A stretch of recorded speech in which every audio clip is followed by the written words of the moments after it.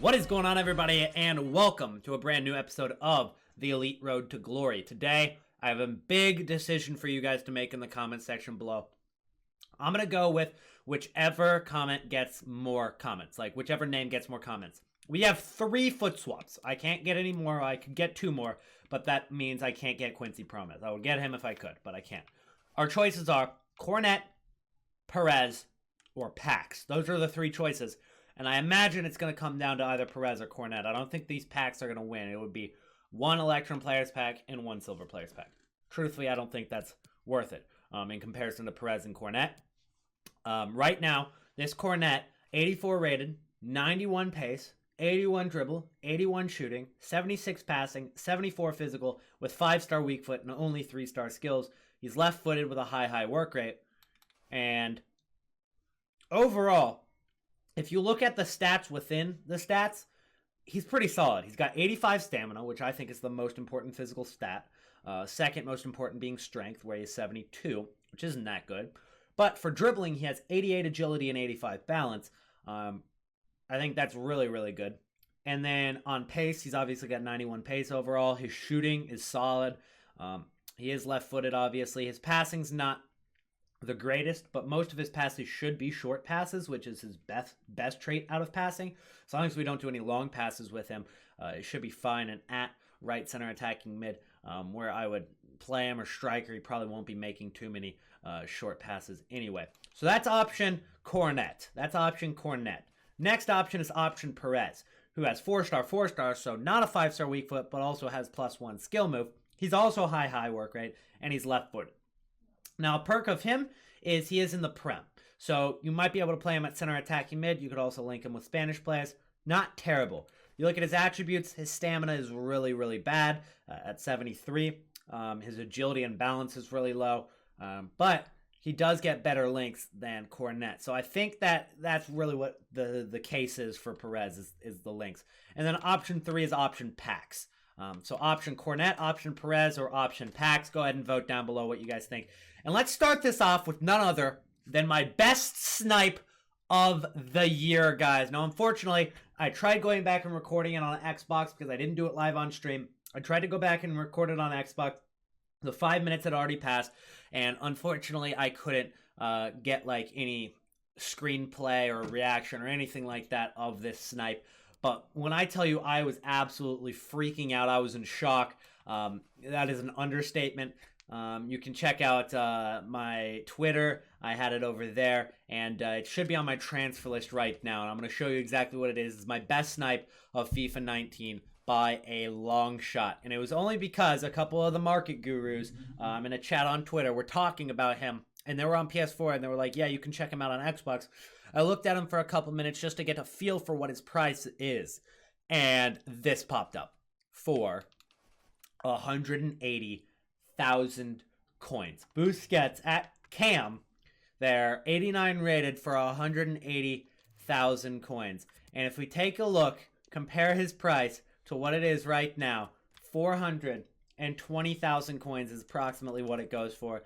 I could definitely sell that for 420k overnight. Right now, I'm looking at one on OpenBid. Not getting bought quite at 425 yet, but I'm going to add that to my transfer targets. And yeah, I was in shock. It was just like my heart dropped when I saw that price. And I sniped it really well. It only took me like 2 seconds after it was listed, and I got it. And especially with a card like Scream Busquets, there's not really going to be too much competition for sniping, which is what's going to lead me to my next point of the video. What are some good cards for daily flipping? Now, you guys probably follow some people on Twitter that suggest different cards for daily flipping. UCL cards, informs, stuff like that, and it definitely works. I love trading with UCL cards and daily flipping. But a tip that Nishal, the Agia on Twitter, I'll go ahead and link him down below. Go ahead and follow him. He's been suggesting Scream cards, which is exactly why I was even looking at this card in the first place. So Scream cards right now have been forgotten about by the community, just like they've been forgotten about by EA. Like, they basically don't even exist to EA anymore. So you can go over to Flippin' and just look at the Scream team and find what cards are within your budget. I was looking at Busquets because he's the most expensive Scream card, but there's also more Scream cards than just him. that are quite expensive. You got Diego Costa, who has 91 pace and 90 shooting right now. You've got Marco Verratti, who's got 90 shooting and 91 physical right now. You've got Mario Mandzukic, who's got 90 pace and 91 dribbling right now. And then you've got Mario Balotelli with 90 dribbling and 90 pace, etc., etc. You can look at all of the upgrades throughout all of the cards. If you're on a budget of like 50K or less, maybe look at cards like Tyrone Mings, Çalhanoğlu, Ampadu. Ampadu's not a terrible card with the 90 pace and 91 defense, truthfully, but it's just the fact that if that card gets updated, then that's going to be absolutely useless. Top of the fact that his other stats aren't that great either. He's got 62 physical as a center back. It's not the greatest card still, but overall, not bad for 22K. We've got Marouane Fellaini. Fellaini is a card that I've actually used with 91 pace and 90 dribbling. I actually really liked that card, and that should be getting an upgrade whenever EA decide it, and it'll stay, I think, on pace, and then that dribbling stat will change. I believe that's how it works. Whichever stat is 91 is going to stay, and then the 90 is going to switch to 92 on some other stat. Not sure which it is for each card. But just by looking at these cards and just cycling through them, you're going to find some deals, because the cards have been absolutely forgotten about. Now, one trick that you guys got to learn, and this works for all cards, find the card, look at it, and then check it again in a couple hours, and then check it again in a couple hours, and get used to what the price fluctuates up to and fluctuates down to. I've been told for the Busquets, and I haven't been looking at them until a couple hours ago when I sniped this card, the Busquets apparently goes down to 420K, goes back up to 480K, gets down to 410K, 475K, and it fluctuates between that price very consistently throughout the week. So if you're able to pick him up when he's lower, then you're going to be able to sell him for profit just within the next 2 days for a much higher price. And obviously on Thursdays are going to be the day that the cards are most expensive. Thursdays and Fridays, even somewhat Saturdays, but then it's getting a little bit later. I'd say Thursday and Friday are the best days to sell cards overall, which is why we sold our team on Thursday and why we're buying our team here at the end of the weekend when prices are dropping, and they evidently are dropping, because Fellaini was 75K at the beginning of the week and he's 66K now.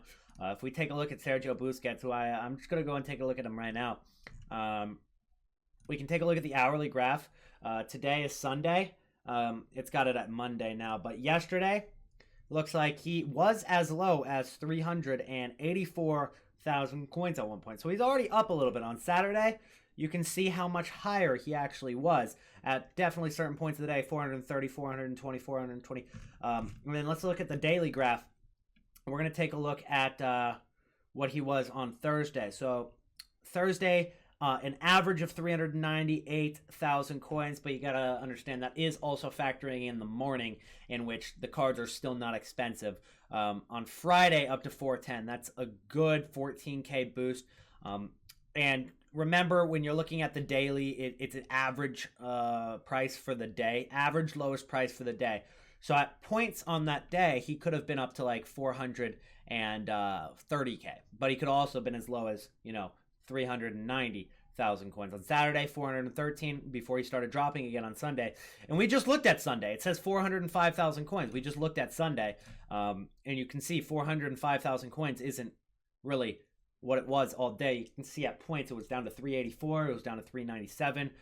So if you're buying at the right times during the day and you're keeping track of these cards, you're definitely going to be able to get some deals on there for sure. But that Fellaini, I am going to sell soon, just to get us coins to build this team before the prices go up again later in the week. We're going to start on Davies once the Team of the Week SBC expires and the 83s and 84s and 85 rated cards go down in price, because that Davies card, I really need it, and he is projected to get an upgrade on skill moves to 4-star skill moves in the next coming weeks, so that'll be a boost. But I got to pick up some of these other meta cards on Sunday, Monday, and Tuesday. I try to get them all bought before Thursday, at the very latest Wednesday. I won't buy on Thursday for an investment unless it is like a rare occasion. So anyways, guys, Hopefully you guys enjoyed the first part of the video. We are going to continue with some League SBC shenanigans, with some squad building. But the trading aspect of the episode is over. So if it did help you out, make sure to drop a like on the video, subscribe to the channel if you're new. And I want to apologize for the lack of Squad Building Challenge Cheapest Solutions. We haven't had Davies. We haven't had the Marco Royce Player of the Month. One reason is because, honestly, Marco Royce is my favorite player, and I still think that Player of the Month is a little bit too overpriced. It's like almost 1 million coins in cost. I don't know about that, especially when he's on track to probably win another Player of the Month. He's definitely going to get a Team of the Season. He's going to get more upgrades. So 1 million coins is pushing it for me. And then, you know, all these other SBCs coming out. It's been hard to keep up with class starting up, trying to stream, do these tournaments that you guys have been seeing me advertise on the site, social life, etc., etc., etc. Hopefully you guys understand that. I've been trying to get these videos out. I just haven't had time in the last couple of days, but don't expect me to stop uploading those kinds of videos in the future. I just missed a couple days worth of SBCs, so I apologize for that. I forgot to record the first pack, but we got Mandzukic out of the Hanover SBC, which I think was worth it. Hanover SBC was worth it. Next SBC was Besiktas. We're opening that pack now. I don't know, maybe it's if I record the packs. Maybe if I'm recording the packs for YouTube, that's when I get like really bad packs. Maybe that's what it is. I don't know. But Besiktas gives you a 45k pack, and all the players are 1,000 or less, including Kyle Larin, who we actually just used in the squad. Yeah, let's just go ahead and send those guys to the club. Valbuena, the transfer list. We're going to keep doing these SBCs. I got a list of them that I'm going to go through in this episode, so you guys can copy me and do the SBCs as well, the ones that I think are worth it. But for you guys that haven't kept up with the series or just need a reminder on what SBCs I've already done, so far we've done 6 in Serie A. Atalanta and Bologna. Then we also did Inter Milan, which I don't think is worth it. I think Inter Milan is too expensive. I regret doing that one. Milan, which is worth it, I think. Napoli, which was worth it. And Roma, which was worth it. So all those SBCs we've already done. Next up, Liga NOS, the Portuguese league here. We did FC Porto, which I think was worth it. And we also did SL Benfica, which I think was worth it. And honestly, Sporting is probably going to be next. I think Sporting will be worth it, but we'll do that later in this episode. Moving on, Bundesliga. We've already done Dortmund, we've done Hanover, and there's a couple more in here that I'm thinking about doing. Let me go ahead and see. Small gold player, no. Leverkusen's not bad. That's a 25k pack. Small rare Electrum. Hertha's not bad. Jumbo premium gold pack, no. So yeah, a couple of them out of here that we'll do. Hertha, Leverkusen, Hanover. Maybe Frankfurt, maybe. I possibly could do Frankfurt. Then in the Eredivisie, we've already done, I believe it was Ajax, which was definitely worth it. And then in, it looks like Super League, we just did Besiktas, and that was it. So those are the ones we've already done if you guys want to start on those. And I'm going to go ahead and continue doing some SBCs. See if we can get something good in the packs while the future stars are still in packs. Next team we're doing is Hertha Berlin, which is super cheap. I did it for like 4k. It is so cheap. I actually have 4 bronzes in here you can all get for 500 or less. Most of them like 200 or 350. And then, you know, the most expensive player in the squad was 750 coins. So very, very cheap. Squad to do. Hertha Berlin, definitely worth doing. In the pack in return is a smaller rare Electrum Players pack, which gives you 3 rare golds and 3 rare silvers, which I think is definitely worth doing that for. We're not going to get a walkout because I never get a walkout, but we do get a board drop, which makes this SBC automatically worth it. But what do we get here? Werner. I mean, that's not bad. I mean, it's only an 83 rated card, but as far as 83 rated cards go, Werner is more of an expensive one.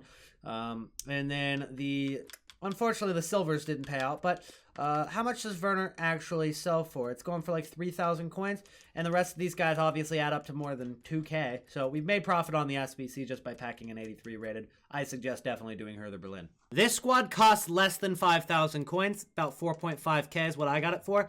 Pavlenka being the most expensive at 750 coins, and it gives you a Prime Electrum Players pack, which is 12 players, 6 silver, and also 6 rares. So that's basically what it is. Half silver, half gold, half rare, half non-rare. So on average, you're going to get 3 rare golds back, but also a lot of players in there. So you're guaranteed profit, essentially.